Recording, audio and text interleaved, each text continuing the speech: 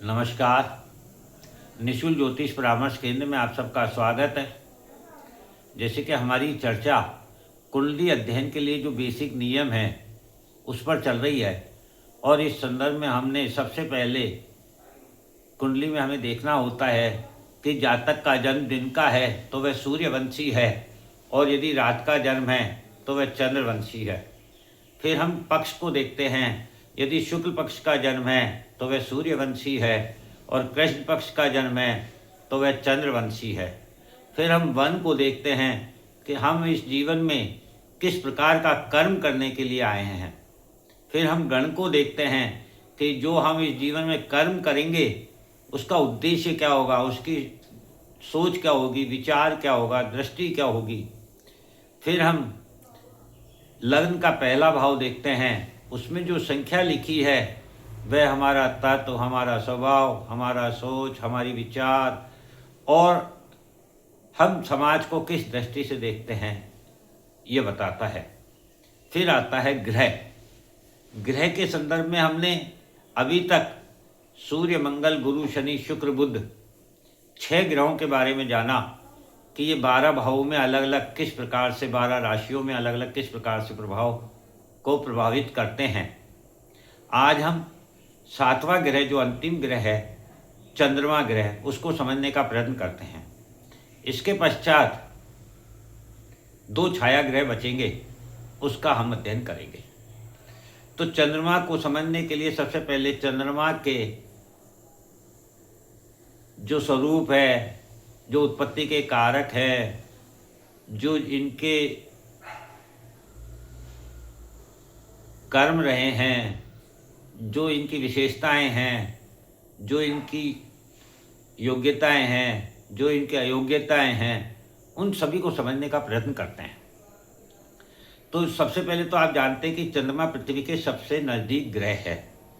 चंद्रमा हमारे मन का कारक ग्रह है। हम ब्रह्मांड में केवल सूर्य और चंद्रमा को ही खुली आंखों से प्रत्यक्ष प्रमाण के रूप में देख सकते हैं। अतः सूर्य और चंद्रमा दोनों ही हमारे जीवन में साक्षात स्थित है। सूर्य आत्मा और चंद्रमा हमारा मन है। सूर्य में स्वयं का प्रकाश है, अतः स्पष्ट है कि आत्मा स्वयं प्रकाशवान है। और चंद्रमा सूर्य से प्रकाश लेकर चमकता है, अतः मन सदा आत्मा के प्रकाश से ही प्रकाशित होना चाहता है या हो सकता है। चंद्रमा रात को उदय होता है, अर्थात अंधेरे में प्रकाश करता है। हमारा मन भी अंधेरे में, भ्रम में, धोखे में गति करता रहता है। इसीलिए हमें हमारे मन को भ्रम, धोखे के अंधेरे को आत्मा के प्रकाश से प्रकाशमान करना चाहिए। धरती में विस्फोट के द्वारा एक पिंड आकाश में जाकर शीतल एवं स्थिर हो गया, वही चंद्रमा है। चंद्रमा ने गुरु बृहस्पति से ज्ञान प्राप्त किया है।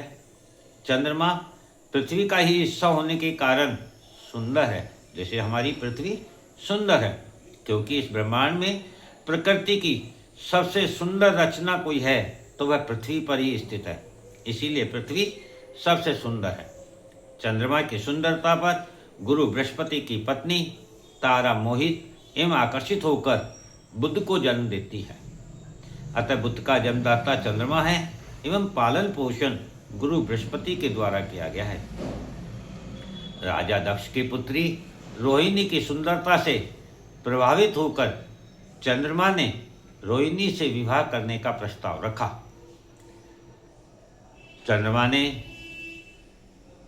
चंद्रमा के इस प्रस्ताव पर राजा दक्ष ने चंद्रमा को अपनी 27 पुत्रियों से विवाह करने की शर्त रखी।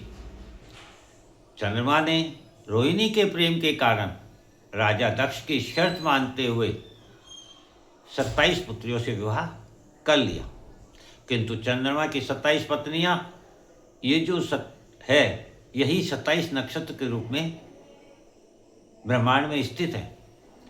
चंद्रमा ने विवाह तो कर लिया 27 रानियों से, दक्ष की 27 पुत्रियों से, किंतु वह सभी को समान प्यार एवं प्रेम नहीं दे सका।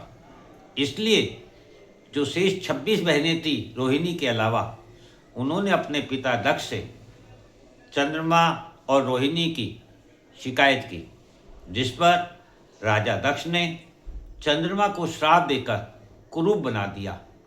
चंद्रमा अपनी कुरूपता के से दुखी होकर भगवान शिव के पास गए। भगवान शिव ने चंद्रमा को अपने सिर पर धारण कर उसको उसका सम्मान तो लौटा दिया, किंतु 15 दिन घटने और 15 दिन बढ़ने का वरदान भी दिया।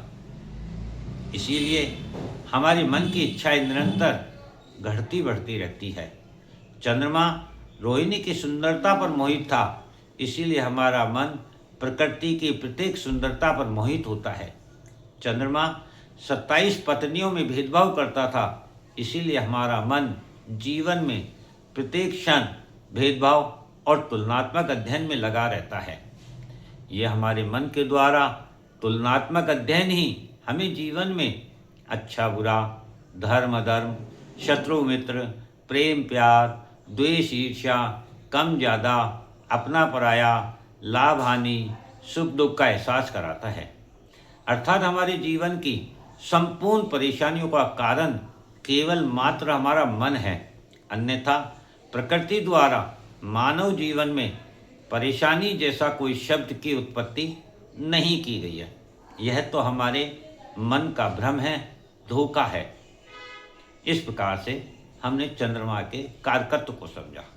अब चंद्रमा का 12 राशियों में प्रभाव को समझते हैं।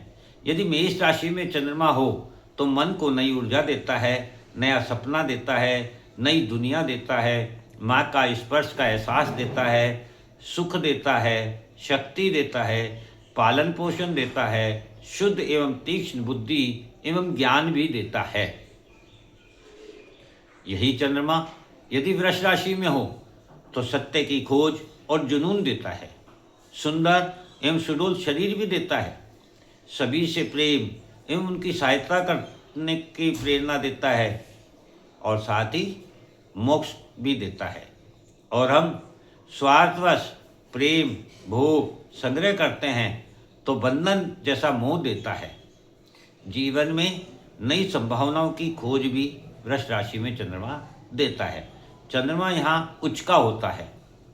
मिथुन राशि में चंद्रमा जीवन में बदलाव तो लाता है, आकर्षण पैदा भी करता है, जीवन को सोचने जानने समझने की शक्ति देता है, प्रकृति को पृथ्वी से मिलाना चाहता है, सभी पदार्थ प्राप्त करता है, अर्थात ब्रह्मांड और पृथ्वीलोक, ब्रह्मांड से प्राप्त सभी वस्तुओं को पृथ्वीलोक पर उपलब्ध कराने के लिए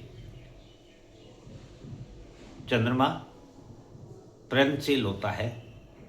मिथुन राशि में जब होता है।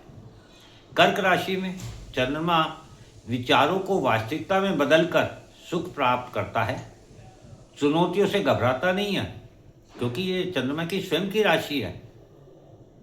मार्ग प्रशस्त कर स्वयं को सिद्ध भी करता है, धर्म अनुसार वृद्धि विकास भी करता है, पोषण करता है, संरक्षण करता है, लीडरशिप करता है, किंतु अविश्वासी होता है। इसमें तोड़ने की प्रवृत्ति होती है। व्यक्ति लोगों को जोड़ने से कम तोड़ने का ज़्यादा विश्वास करता है, स्वार्थी बनाता है ये चंद्रमा जब कर्क राशि में होता है।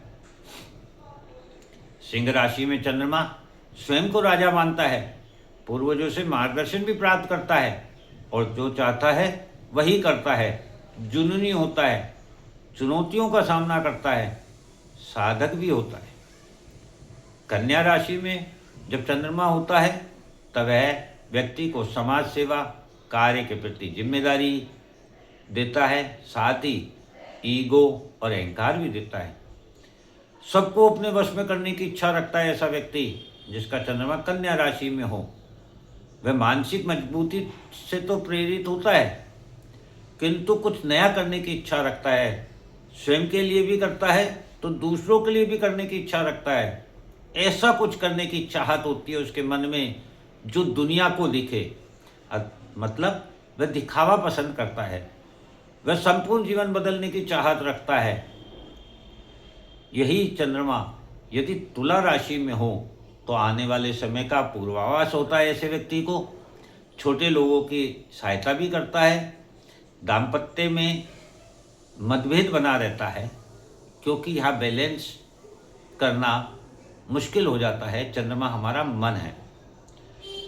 साथ ही जातक को, व्यक्ति को जिसके चंद्रमा तुला राशि में हो, उसे भोगी बना देता है। मेहनती तो बनाता ही है, जिद्दी और स्वतंत्र विचार भी देता है। ऐसे व्यक्ति को आलोचना पसंद नहीं होती है। हमेशा कुछ नया करना चाहता है, बदलाव चाहता है। वृश्चिक राशि में यदि चंद्रमा हो तो यह अपनी संपूर्ण ताकत एवं इच्छा शक्ति से कुछ करके दिखाता भी है। औरों को भी विश्वास दिलाता है कि वह कुछ करने में सक्षम है। वह स्वयं मंथन करता है, गहन अध्ययन करता है। ऐसा व्यक्ति जिसका चंद्रमा वृश्चिक राशि में हो, वह कीचड़ में कमल के समान है, अर्थात जो दिखता है उससे बहुत अधिक सुंदर है, बहुत अधिक धैर्यवान है, बहुत अधिक प्रभावशाली है, बहुत अधिक ज्ञानी है। इसी प्रकार से धनु राशि में यदि चंद्रमा है तो ऐसे व्यक्ति को चंद्रमा पशु से मानव बनाता है।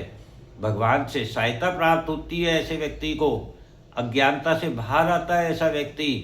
आत्मा को जानकर समाज की बुराई को दूर करता है, स्वयं को ईश्वर मानने लगता है। यहीं यह निगेटिव हो जाता है जब व्यक्ति स्वयं को ईश्वर मानने लगता है, क्योंकि ईश्वर तो सदा इसकी सहायता कर रहे हैं और ये स्वयं को ही ईश्वर मान बैठता है। दिखावा पसंद करता है, अहंकार पसंद करता है और ये इसका अवगुण है। मकर राशि में यदि चंद्रमा है तो भटकाव से रोकता है। गलती करने पर दंड भी मिलता है। जीवन का दृष्टिकोण तो व्यापक होता है। शनि भी यहाँ सहायता करते हैं ऐसे व्यक्ति की। आहट सुनने की क्षमता होती है ऐसे व्यक्तियों में। लक्ष्य प्राप्ति हेतु मौका अर्थात अवसर पर ही कर्म करते हैं। सदा निरंतर कर्म नहीं करते हैं। जब आवश्यकता होती है तभी एक्शन करते हैं, एक्टिव होते हैं। अतीत से निकलकर आगे की यात्रा करते हैं ऐसे व्यक्ति जिनका चंद्रमा मकर राशि में होता है। कुंभ राशि में यदि चंद्रमा है तो व्यक्ति को बंधन मुक्त करके मोक्ष मुक्ति कराता है, किंतु स्वार्थ, ईर्ष्या, शत्रुता करने पर बंधन मोह देता है, कष्ट देता है। लक्ष्य की प्राप्ति तो देता है। से देखना यह है कि व्यक्ति का लक्ष्य क्या है। पृथ्वी, मानवता और प्रकृति को समान महत्व देता है ऐसा व्यक्ति जिसका चंद्रमा कुंभ राशि में होता है। पुराने विचारों से नए विचारों की तरफ जाता है। इसी कारण से उसे अकेलापन और अवसाद भी मिलता है। ऐसा व्यक्ति निर्भीक होता है। मीन राशि में यदि चंद्रमा है तो ऐसा व्यक्ति आदर्शवादी लेकिन संकुचित विचारधारा का होता है। समाज को नई दिशा देता है। ऐसा व्यक्ति आकर्षक, मुस्कुराहट और बच्चों जैसा स्वभाव रखता है। ऐसा व्यक्ति सबसे प्रेम करता है, भेदभाव नहीं करता है, दयालु होता है, किंतु साथ ही गुस्सैल भी होता है। ऐसा व्यक्ति उच्च शिक्षा प्राप्त करता है जिसका चंद्रमा मीन राशि में हो। ऐसा व्यक्ति उच्च पदासीन होता है जिसका चंद्रमा मीन राशि में हो, किंतु ऐसे व्यक्ति का अपने पिता से मतभेद रहता है। ऐसा व्यक्ति स्वयं के स्वास्थ्य के लिए भी लापरवाह रहता है। नए जीवन की शुरुआत करता है, अर्थात जीरो से हीरो बनने तक की यात्रा करता है। ज्ञान और विवेक ऐसे व्यक्ति का सदा साथ देते हैं। ऐसा व्यक्ति तुनंग मिजाजी होता है। हीनता इसके मन में भरी होती है। संवेदनशील भी होता है। अत्यधिक उदारता भी होती है, किंतु ऐसा व्यक्ति डिप्रेशन में चला जाता है। जब आप किसी के लिए आवश्यकता से अधिक कुछ करते हैं और परिणाम स्वरूप आपको परिणाम प्राप्त नहीं होते हैं तो आपको गिल्ट होता है, डिप्रेशन होता है, एंजाइटी होती है। ऐसा व्यक्ति स्वयं की प्रगति के लिए दूसरे पर निर्भर नहीं करता है, वह स्वयं प्रयत्न करता है और सफलता प्राप्त करता है। इस प्रकार से चंद्रमा 1 से 12 तक की राशियों में भिन्न भिन्न प्रकार से हमारे जीवन को प्रभावित करता है और इस प्रकार से हमने सातों ग्रहों का अध्ययन किया, भिन्न भिन्न राशियों में उनके प्रभाव को। अब हम अगले एपिसोड में राहु केतु को समझने का प्रयत्न करेंगे। जय हिंद, जय भारत।